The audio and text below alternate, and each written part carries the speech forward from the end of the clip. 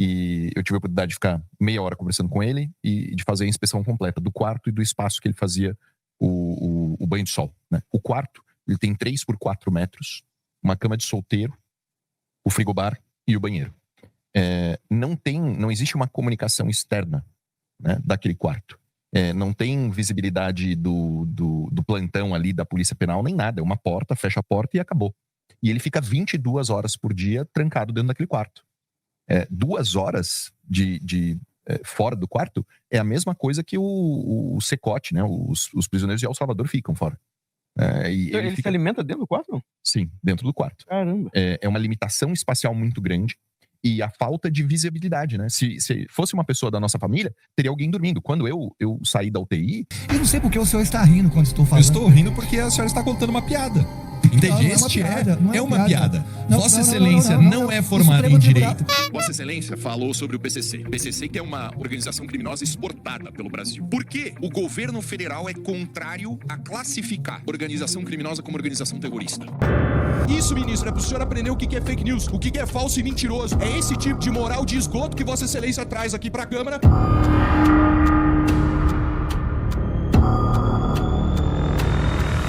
A turma no chat está pedindo muito que a gente fale sobre o estado de saúde do Jair Bolsonaro. Ele teve uma queda durante a noite, durante a madrugada, bateu com a cabeça. Vou aproveitar o Vinícius Benítez. Ele é neurocirurgião, ele é um cirurgião de coluna, não é um especialista, não é, né, especialista no problema principal que o Bolsonaro tem. Mas o que você pode dizer, não sabendo que não é seu paciente, que você não conhece o caso específico, que não é a sua especialidade, dessa situação? Você tem um ex-presidente da República preso numa cela de 12 metros quadrados, com uma máquina de um ar-condicionado ao lado, que inclusive o Alexandre de Moraes mandou investigar o barulho, passou por 3 procedimentos, né, cirúrgicos agora, né, depois na véspera de Natal, dia de Natal, voltou para a prisão, né, para a Superintendência da Polícia Federal e teve essa queda, tem tido vários problemas em decorrência da facada. O que você pode dizer como médico, repito, não sendo seu paciente, o que você poderia dizer para a turma toda que está aqui pedindo que a gente comente o estado de saúde e a situação do Bolsonaro? Em primeiro lugar, Luiz, é muito triste ver, né, a condição em que colocaram o Bolsonaro. É um sujeito de mais de 70 anos de idade que passou nos últimos anos por diversos traumas cirúrgicos. A cirurgia, ela consome demais do indivíduo, então o paciente que está em processo cirúrgico, ele é consumido, ele perde massa muscular, ele perde massa de gordura e ele vai sendo debilitado ao longo do tempo. Uma série de nutrientes ele vai perdendo. Agora, imagina passar por vários desses processos de cirurgias grandes e ainda ter dentro do processo de recuperação problemas ali gastrointestinais que são absolutamente graves. Associado a tudo isso, ele é imposto a ele, eu não consigo nem fazer comparação com alguém que tenha um impacto no ponto de vista psicológico tão grande como ele. Esse cara é perseguido desde que ele se colocou na política de uma maneira nacional, diariamente. Então ele está sendo torturado durante todo esse tempo do ponto de vista psicológico e ainda tem essa questão física, numa pessoa de 70 anos. Esse indivíduo, com todas essas condições mentais e todas essas condições clínicas, ele foi colocado numa prisão, como você bem disse, numa prisão pequena, onde ele não tem nenhuma possibilidade de fazer o que ele deveria fazer, que seria se movimentar, fazer caminhadas, tomar sol, né, fazer alguma atividade com pesos. Ele não tem nada disso, ele não tem essa possibilidade. Sabe-se lá em que condições de alimentação ele está sendo colocado, com certeza muito longe da alimentação ideal que um paciente com todos os problemas de saúde gástricos e intestinais provocados pelas múltiplas cirurgias e pela facada que ele tomou, e ainda dentro desse contexto ele tem que ser deslocado para o hospital, fazer procedimentos cirúrgicos. É claro que ele está muito debilitado, então a gente tem que compreender que a situação que o Bolsonaro está hoje é uma situação delicada, uma situação de consumpção, né, que a gente está sendo consumido do ponto de vista clínico, do ponto de vista físico e também do ponto de vista mental. Sendo esse o Bolsonaro de hoje, é óbvio que ele não tem condições de se manter sozinho dentro de uma cela. Qualquer indivíduo das nossas famílias que tivesse com 70 anos em condições semelhantes ao que eu estou colocando, ele estaria recebendo cuidados aí 24 horas por qualquer um de nós. Eles só perceberam que ele tinha tido uma queda de manhã. Pois é, isso é um completo absurdo, porque ele está sendo largado numa cela. Só que não é um de nós aqui com condições boas de saúde que estamos numa situação como essa. É uma pessoa que muitas vezes ele pode acontecer o que ele teve, eventualmente perdeu a consciência. O grau de debilidade física que o Bolsonaro está, eu não tenho conhecimento profundo, mas só pelo meu conhecimento médico, óbvio, de saber as condições clínicas que ele está sendo submetido, cirúrgicas e do ponto de vista mental, ele pode ter uma perda de consciência a qualquer momento, um desmaio, por queda de pressão, por hipoglicemia, por uma série de condições clínicas e cair dentro de uma cela que ele está sozinho, sendo que ele não vai ser atendido no mesmo momento. E outra, ele não era nem para estar nesse momento de pós-operatório deixado sozinho para fazer qualquer tipo de atividade. A gente, qualquer um de nós aí que esteja assistindo sabe muito bem, você tem um idoso na família e ele acabou de passar por uma cirurgia, você vai deixar esse idoso se levantar para ir no banheiro sozinho? Claro que não. Você vai orientar ele a te chamar, ou vai colocar alguém para dormir no mesmo cômodo, para que nessa fase inicial pós-cirúrgica você faça um acompanhamento e não deixe ele sozinho, porque ele está sob risco de queda. E pelo que foi noticiado, né, que a Michelle colocou nas redes sociais dela, ele teve uma queda, sofreu uma queda e teve um trauma de crânio. E aí a gente começa a complicar mais a situação. Qual foi a gravidade desse trauma de crânio? A gente lembra que o Lula recentemente teve uma queda, bateu a cabeça. Fez 2 cirurgias. E acabou sendo submetido a 2 cirurgias, porque ele fez um hematoma, que não foi um hematoma imediato, foi um hematoma subdural crônico, que foi drenado ali algumas semanas depois desse trauma. Então, os idosos estão suscetíveis a situações como essa, de terem um trauma não só imediato e fazer alguma coisa de gravidade, um hematoma de uma gravidade maior inicialmente, mas também de que algum tempo depois, 2 a 3, 4 semanas depois, ele possa fazer uma nova lesão, que a gente chama de hematoma subdural crônico. E aí sim, você ter que se passar por um procedimento como esse. Então, veja, a gente está relatando um Bolsonaro muito debilitado, que está sendo pressionado do ponto de vista psicológico a todo momento e que está sendo largado dentro de uma prisão com ausência de cuidados básicos para uma condição como essa. Se isso não é alguma coisa contra os direitos mais básicos de uma pessoa, a gente não vai falar o quê? Né? Então ele está sendo colocado nessa situação e isso é realmente muito triste. Eu visitei o Jair na prisão. Como presidente da Comissão de Segurança Pública, a gente fez um ofício para Alexandre de Moraes para verificar as condições, né, específicas da cela. E eu tive a oportunidade de ficar meia hora conversando com ele e de fazer a inspeção completa do quarto e do espaço que ele fazia o banho de sol. Né? O quarto, ele tem 3 por 4 metros, uma cama de solteiro, o frigobar e o banheiro.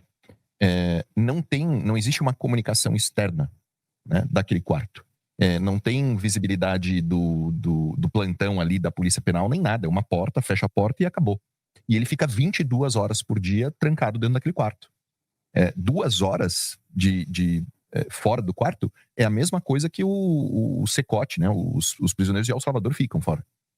Ele se alimenta dentro do quarto, não? Sim, dentro do quarto. Caramba. É uma limitação espacial muito grande e a falta de visibilidade, né? Se fosse uma pessoa da nossa família, teria alguém dormindo. Quando eu saí da UTI, o meu irmão ficava dormindo no chão do meu lado, porque qualquer coisa que eu precisasse, eu ia precisar de ajuda. Então o Jair sai de uma cirurgia, volta para a Polícia Federal, para aquele quartinho de 3 por 4 metros, e ele não tem acompanhamento. É uma pessoa que, numa situação fora, uma situação normal, teria um acompanhamento ali de um familiar, de um enfermeiro. Ele fica abandonado. Ele fica trancado dentro de uma sala 22 horas por dia, sem contato, sem fiscalização, sem nada. A gente já tem a informação da apneia que ele sofre, então ele com 70 anos de idade, uma série de comorbidades, na apneia ele faz parada cardíaca. E aliás foi uma das justificativas para permitir a prisão domiciliar do Fernando Collor, se não me engano. Exatamente. Lacombe, diga, senhor. Não, só trazer talvez uma informação para tranquilizar um pouco a audiência. Eu acabei de falar com o doutor Cláudio Birolini, ele respondeu aqui, confirmando todas as informações que vocês já trouxeram. Ele disse que o presidente Jair Bolsonaro, que a situação está sob controle, ele está sob os cuidados agora do doutor Brasil Caiado, que é um cardiologista, e decidiram fazer uma tomografia para averiguar, para procurar mais detalhes. Inspira, evidentemente, cuidados, ele está sendo atendido, mas apenas a título de tranquilizar, ele disse que a situação está sob controle. Parece que o presidente teve um corte, caiu de fato, bateu a cabeça num móvel, enfim, só confirmando as informações, mas o Dr. Cláudio está dizendo que ele vai passar por uma tomografia agora para fazer uma análise mais detalhada do que pode ser, do que pode ter resultado dessa queda. Ele acabou de me responder aqui, Lacombe.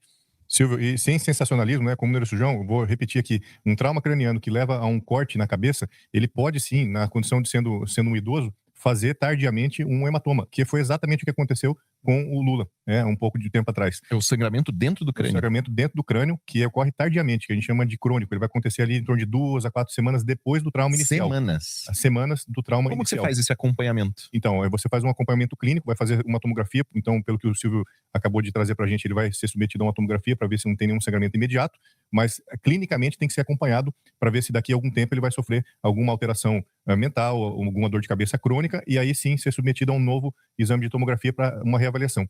E veja, em qualquer pós-operatório, eu como cirurgião posso falar isso de uma maneira muito segura, a gente quer que o nosso paciente ele seja submetido a caminhadas diárias. Sim, deambulação. A deambulação, a caminhada ela é fundamental para parte circulatória, para não inchar as pernas, para o funcionamento do intestino, para o funcionamento da parte mental, para ele se sentir mais apto a fazer as coisas do dia a dia. Então, na medida que você priva um paciente de, num pós-operatório, a ser submetido a essa caminhada, você está sendo, de uma maneira médica, completamente negligente com essa pessoa. Ele pode ter problemas de coagulação.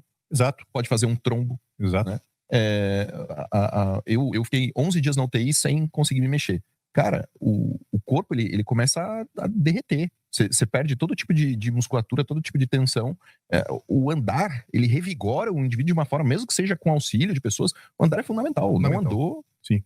E numa cela de 12 metros quadrados, ele não tem nenhuma capacidade de fazer... 3x4 com uma cama, não existe espaço para andar dentro da cela dele. E além de andar, precisa da atividade muscular. E num paciente de mais de 70 anos de idade, pós-operatório, que já passou por múltiplas cirurgias, mais ainda ele precisa, porque ele está no estado, como eu falei, de consumpção, ele está sendo consumido, ele está perdendo massa muscular, ele não está ganhando massa muscular. Então ele tem que ser submetido a esse trabalho de fortalecimento muscular, fisioterapia para melhora do condicionamento geral dele, para a capacidade de fazer coisas básicas, até se levantar de uma cadeira, por exemplo, ele em algum momento vai começar a ter dificuldade. Não, eu acho que a defesa...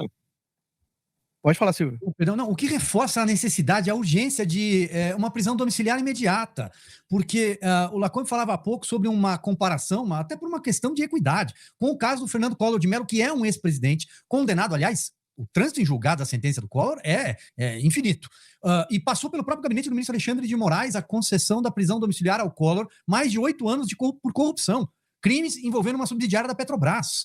O Fernando Collor está no seu apartamento em Alagoas, diante das belíssimas praias, talvez algumas das mais lindas praias, né, do litoral brasileiro, lá porque sofre de apneia do sono, transtorno bipolar e Parkinson. Não tenho nenhum tipo de conhecimento sobre o estado clínico, não sou médico. Mas fato é que a situação do presidente Jair Bolsonaro, o doutor falava agora há pouco, é uma situação delicadíssima de quem passou por uma sequência de cirurgias ao longo dos últimos anos, desde o fatídico 6 de setembro de 2018 até a virada do ano, agora.